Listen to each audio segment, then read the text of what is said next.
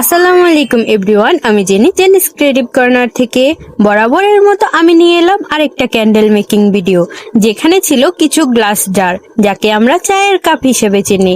আজ সেখানে বানাবো চা, সরি চায়ের ক্যান্ডেল, যেখানে সবকিছুই তৈরি হবে ওয়েক্স দিয়ে। কি দেখার জন্য প্রস্তুত তো?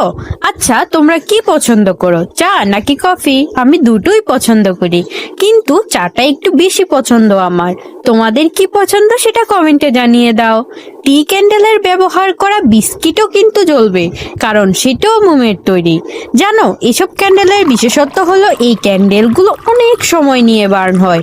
আমরা আমাদের তৈরি প্রতিটি ক্যান্ডেল বার্নিং টাইপ চেক করে থাকি। আচ্ছা, আজকের তৈরি এই ক্যান্ডেল তোমাদের কাছে কেমন লেগেছে সেটা কমেন্টে জানিয়ে দাও। তারপর বলো, কখন নিচ্ছ নিজের রুমকে ডেকোরেট করার জন্য কিংবা প্রিয়জনকে গিফট করার জন্য। জেনিস ক্রিয়েটিভ কর্নার দিচ্ছে খুব রিজনেবল প্রাইসে, যাতে তোমরা খুব সহজেই পারচেস করে নিতে পারো।